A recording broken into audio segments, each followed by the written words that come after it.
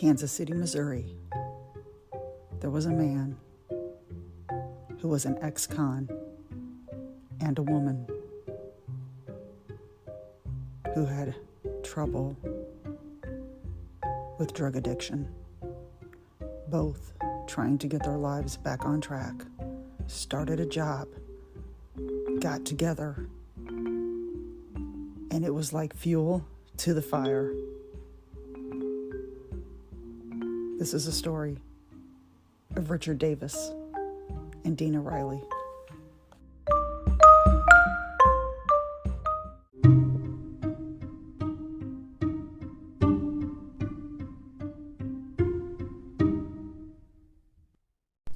Hello, good afternoon. It is Tuesday, January 23rd. 3 more days, and it is my birthday. Speaking of that day, that's when this Friday, the 26th, this will appear on my podcast. But for now, it's going to appear for Spotify Premium subscribers and Patreon. And I was going to ask how my subscribers would feel if I threw in just an extra gift, if you call it a gift, on my recordings for you guys only. I was thinking about reading from a novel that I wrote, and it takes place in the 70s. It's a time travel one. So if anybody's interested in that, I can read it like in chapters and upload the episodes. So, and it'll be more than one chapter probably, because per episode, because the chapters are pretty short. And I wanted to read that one and thought it would be a good one because it got the most, what do you call it? The better reviews. A lot of people really liked it. So I wanted to maybe read that. I feel funny because it's weird for me to read out loud something that I wrote like a long time ago, 10 years ago. And I think when I do that, I think, why did I write it like this or something? But it was edited. It was professionally edited and redone, and that way with the wording. So anyway, I just wanted to run that by you, how you would feel. It would be only for the subscribers, plus the 3 bonus episodes that you get, because I'm getting ready to do my last one for January. Not right now, because we got, another week? Man, we've only got another week. So I wanted to prepare for that one too. So I'm not sure yet what I'm going to do. I'm just I'm thinking about what to do. But I'm drinking today Java Mama Java Foil. Java Foil is part of our Java Scouts collection, which is like the Girl Scouts collection, which they can't put that on their site. So this is Java Foil, and it's similar to shortbread. I myself am not a shortbread fan. There are 2 plain. It's like, this needs something else. Well, for the coffee, they have a drop of caramel in there, and I'm telling you what, it is a dessert-based coffee. It is very good. I have not had our other ones in this collection, but we have the Minty Thins, which you can kind of guess what cookie that is, and which I heard is wonderful. And we have a s'mores one, and then a chocolate one, like a chocolate. I'm not sure exactly if it's a chocolate caramel or it's a chocolate. I'm not sure. But those are the 4. And then we also have our Mardi Gras collection of Bananas Foster, which is one of my favorites. The Baguette, which is like the donut, if I'm saying that right. And then the Praline King Cake. That one's good too. This year I just got the Bananas Foster and the Baguette, along with the Java Foil and the Aquarius Zodiac, which is mine. That coffee is up every month. We have a Zodiac coffee. This one is definitely sweet. It is, I add sweet cream creamer and stevia, and I can really tell some coffees aren't as like dessert based. This is dessert based. It's very good. I'm not sure the flavor though, because all it says is fruity aroma, sweet taste and fruity aroma. So it doesn't really tell you what the flavor is really on the package, but it is good. It's like a dessert. Oh my gosh, it's so good. So I'm really glad I got my Aquarius Zodiac coffee along with the cup. I also got the cup. So every month we have that, which makes awesome birthday gifts. Okay. I will leave the link in the show notes if anybody is interested. Okay, we are at episode 86. And this is I have not heard about this one. I ran across it. Another one I ran across because I ran across one of the victims' names, and then I ended up going down the rabbit hole and finding out about this couple. Now, my sources are Oxygen, the Killer Couples show, which I love, and that's on, I think it's on Max, I want to say. Peacock is where I got it. I got like a free month of Hulu for my birthday trial, a month, which I had Hulu before, so I already had like the app and stuff. So I have that. I have Netflix back, the cheap one with the ads. I had $1.99 a month for Peacock. So it's like, and then I got Max. So I got a lot of channels right now. Okay, this is Richard Davis and Dena Riley. Oh my gosh, this made my mouth drop. I just couldn't do it. Okay. Independence, Missouri. That's where Dena's from. She grew up with low self-esteem. I don't even think I got her year she was born. I'm not sure. I don't think I got that. But growing up, she had a really low self-esteem. And she was the type, and I can relate, that when you meet a guy and you find out he likes you, and you're like, oh, I got somebody that likes me, and then you just go all out for that person. Excuse me. Well, in her senior year, she met a guy named Robert Riley. Right after high school, they married and had 3 kids, like right after. And she became overwhelmed with the whole thing. 3 kids is a lot, especially when you're that young.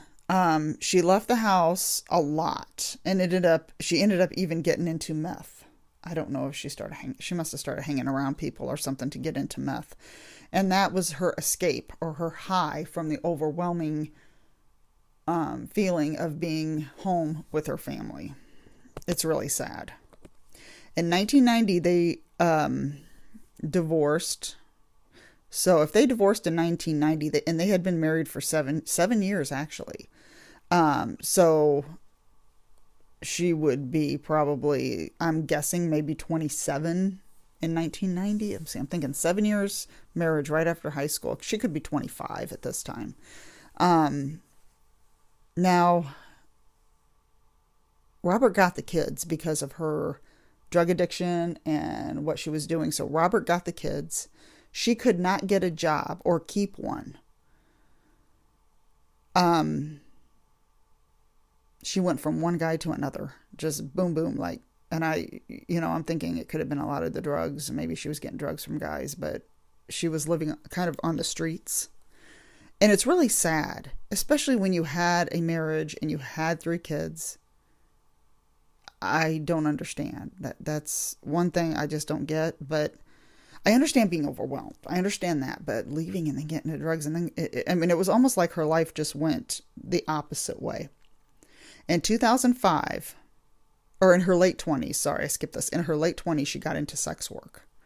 Now, she did this to pay for her drug addiction. In 2005, she got a job at a factory, and I never found out what the factory was. It was like local in the area. And this was Independence, Missouri, must be around Kansas City, because it said she grew up in Kansas City. And she met at this job, I think she worked as according to Oxygen Killer Couples, she worked as a custodian. And she met a man there, 42-year-old Richard Davis. She was 39 when she got this factory job. So she was 39 in 2005. Excuse me. So, excuse me. Okay. So she was 39 and she met Richard Davis, 42. Sorry about the coughing. Probably need a drink of coffee here. That's my remedy for everything. Okay, I got my water too in case I need it. Both of them actually grew up in Kansas City, Missouri. And Richard had an abusive childhood. At age 6, his parents divorced, and at age 12, he ran away from home, got into petty crimes like stealing, breaking and entering. And so he was 12 when all this happened. And he got, I'm pretty sure, yeah, he got caught at this, but I never did find out like what they sentenced. I mean, he was 12 years old, so I don't know exactly what happened with this as far as the law, but he was in trouble with the law. Now in 1987, he was the type that would get rough with women when he had sex. He was accused of rape in 1987. He raped a woman at knife point. Now he pled guilty, said, well, I didn't do anything. Well, if you've got a knife up to her and you're raping her, that's raping at knife point. I mean, that's like scaring the crap out of somebody and saying, if you don't do this, you're going to get your throat cut, you know. My gosh. He pled guilty and he spent 18 years in prison. Now that he was paroled in 2005. So this was in 1987. So in 2005 is when he got the job at the factory. And it looked like he was a mechanic. He was actually getting his life back on track. And the same with Dena, because she was working, holding the job. And when they met, you know, usually when you meet somebody at work that you like, or even if it's just a friend, you know, like a real good friend of yours, you tend to not bother going to work as much. It's almost like you look forward to it, kind of, because you're like, well, especially if you're really crazy about somebody. Oh, I'm going to see him at work. And I think that he kind of helped her with that job, with going to work, I think. I mean, this is my own opinion, but it's like, and I know for myself, when I have a friends at work that I really like to work with, I don't mind going to work as much. I really don't. It's the people really help bring in positive energy, I think. But in this case, they're both turning their life around. He got an apartment. I think it was a rented house. The house looked actually really cute on Oxygen. This is Killer Couples. I forgot to write, you could probably Google it, but I forgot to write the episode and season down. But he went to church and got a nice little apartment. So he was actually doing pretty good. And I think, like I said, I think it was a rented house or a rented room in a house, but it was a very cute house. And Dena loved that he could take care of her. So she moved in with him. And she actually loved their sex life because they were kind of into the kinky stuff. And that's what she liked. So she was all about him. He asked her to record both of them in a threesome. Of course she said yes. Well, yeah, that's just normal, you know. So, of course she said yes. Okay, yeah, you can record me in a threesome. Cool. So, he wanted to be in control and use women as sex slaves and make snuff films. Now, if anybody doesn't know what a snuff film is, it is an actual film of recording somebody, or you having sex with somebody, or two people having sex, however. You're recording them, and snuff films is you're actually killing them on film. Some people make these, but they're not real. And then you don't know if they're real, but some people do it for real. I'm not really all that familiar with it. I just know it from the movies, from seeing, I think there was a movie with Nicolas Cage called 8mm, and Joaquin Phoenix was in it. That's a good example of a movie. And actually, it's not a bad movie. I haven't seen it in years, but on May 14th, 2006, so we're skipping up to the next year, there was a body found by a fisherman in a lake. It was in a body of water. I'm pretty sure it was a lake. She was staying with a guy named Willis. Now, this is a woman named Marcia Spicer. They found out who she was because her body, she was just killed the day before. So her body was still like all cleaned up. It was like she was just laying there. Basically. She was staying with a guy named Willis who would let homeless women stay with him. He just opened his doors to his house and let all these women come in, live there. Actually, it's not bad for the women. You know, if they have drug addictions and they need a place to stay, he let them stay there. So, I mean, I wouldn't recommend somebody doing that, you know, but,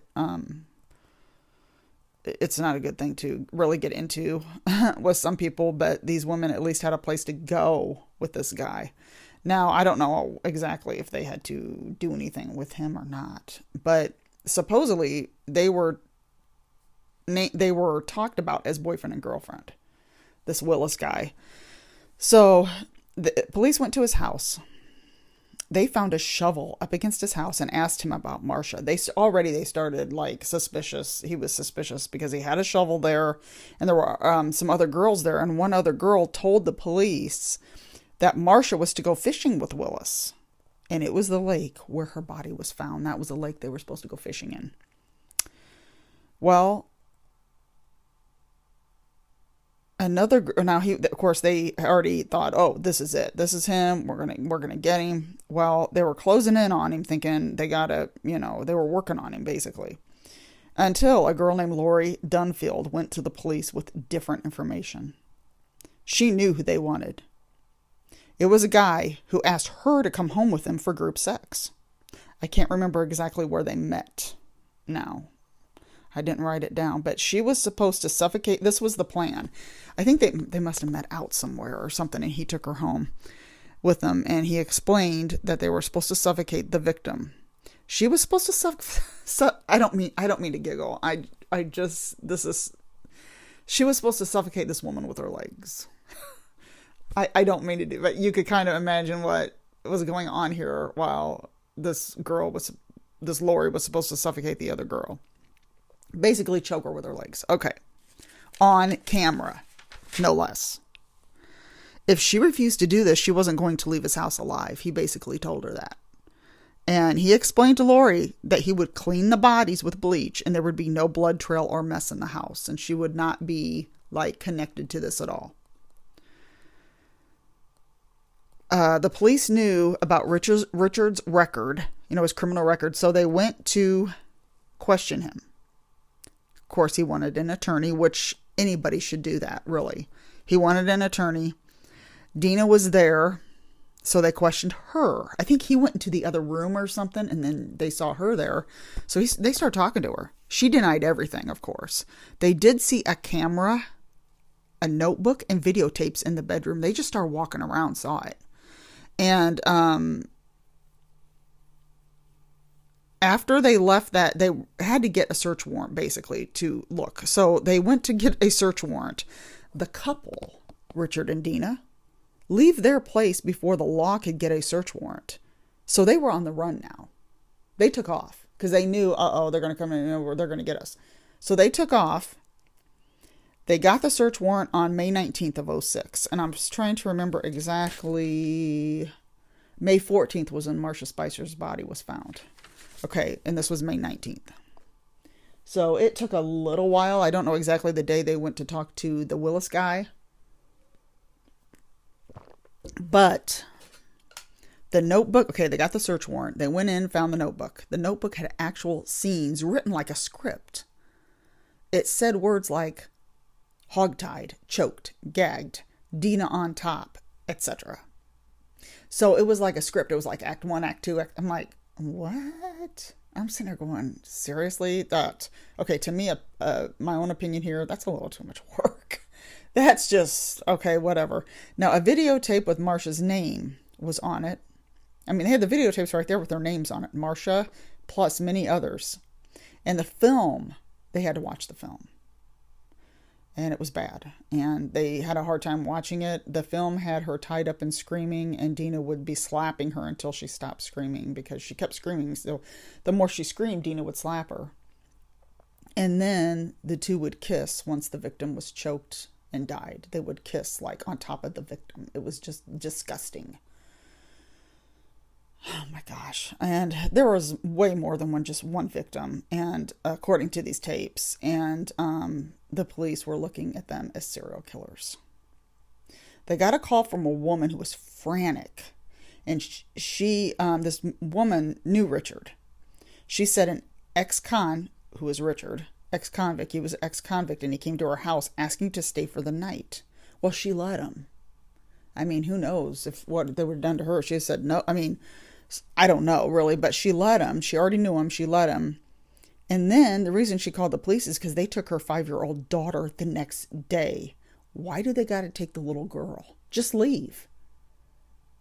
I mean, unless they were thinking of having her as a hostage. I mean, taking that little girl, no wonder the mother called the police. I mean, okay, later that same day, they got a 911 call. This is bizarre to me, but they got a 911 call. The call came in from Pittsburgh, Kansas, and it was from no other than Dena Riley. They had been in a car accident from being on drugs, and what they actually did was they tried to kill themselves. I think they smashed into a tree or something, and they tried to kill themselves, but of course it didn't work. The police came, got them. They found the little girl in the back seat. No marks on her or anything. She seemed okay. But then when they took her to the hospital, they found out she had been sexually assaulted. How sick can you be? I'm sitting here thinking, and this is what I'm thinking. When did they do this unless they did it at the house? Because they were on the run. They were moving unless they stopped off somewhere. I mean, I don't know. It was that same day. Like, they didn't, I don't know. I just, that was something that just made me sick. I mean, the whole thing makes you sick, but this really makes me sick. Okay. Both of them were arrested. Richard claimed he wasn't right in his head at the time. But they didn't buy it. They found him guilty, 17 counts. 17 counts of murder, and they gave him the death penalty. Dena, on the other hand, claimed to feel so bad, and she said she called 911 because she wanted them to find the little girl. Because of the little girl, that's why they called 911. And she claimed to feel so bad, but she was just as bad on the tapes.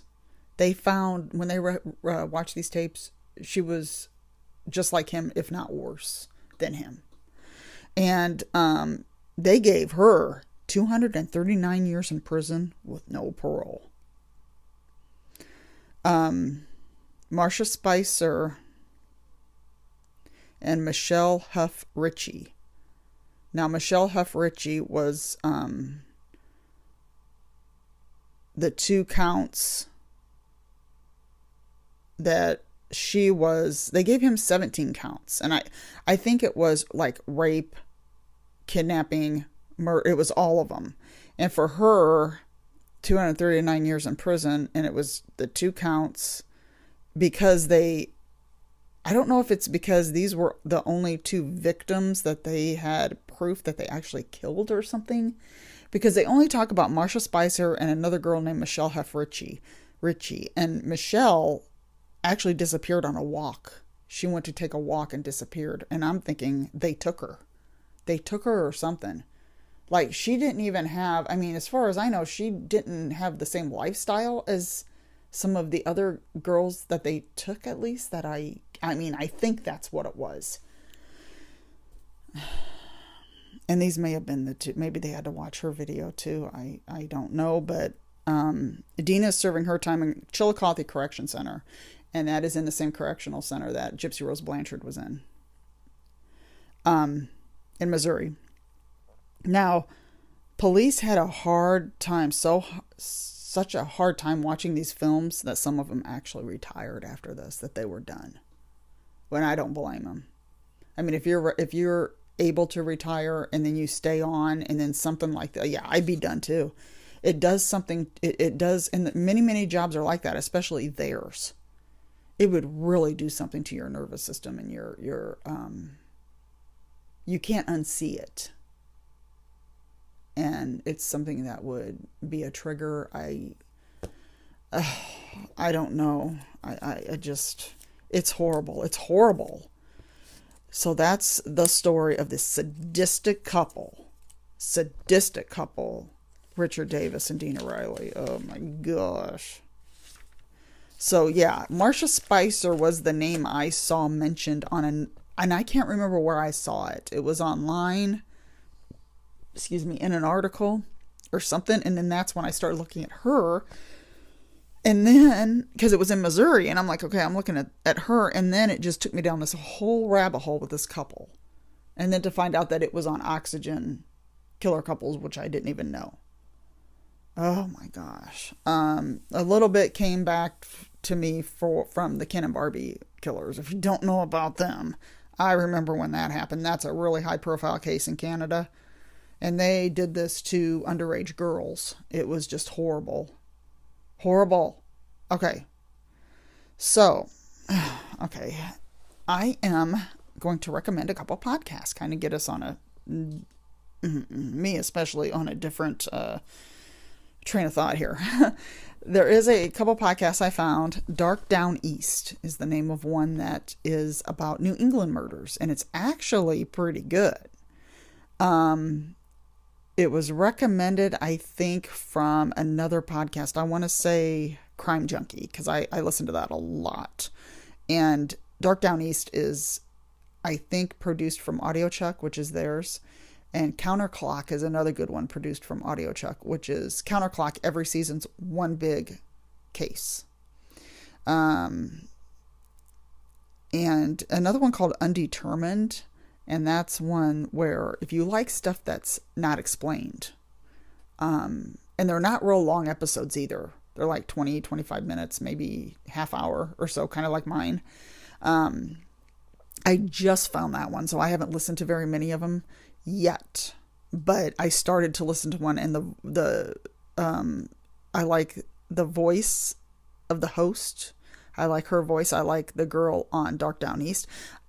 So both of those are right now that I found. I got to get back into listening to True Crime B&B.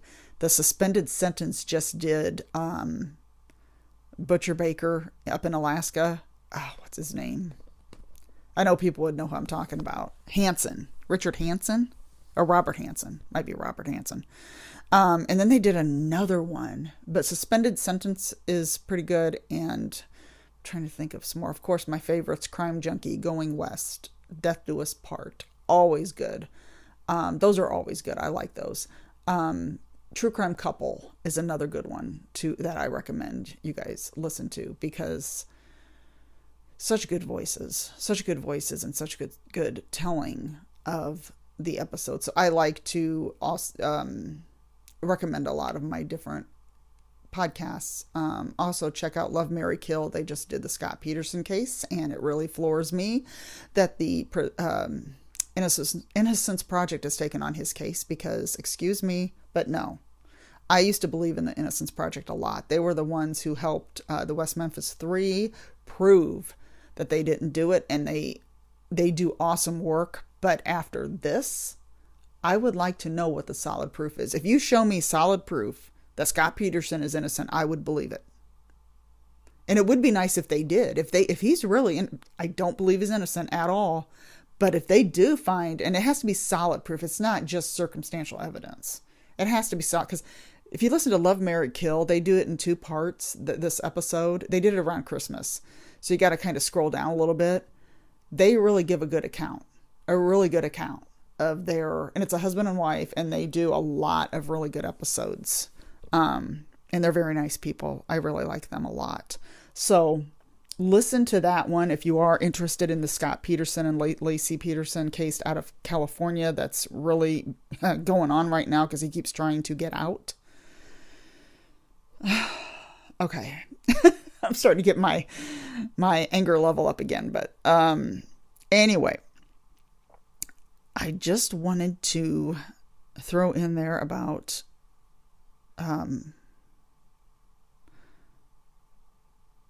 I keep forgetting to thank my Patreon members and my Spotify subscribers. If anybody has any trouble with their Spotify subscription, let me know. I want to thank Dana Daniels. Dana, you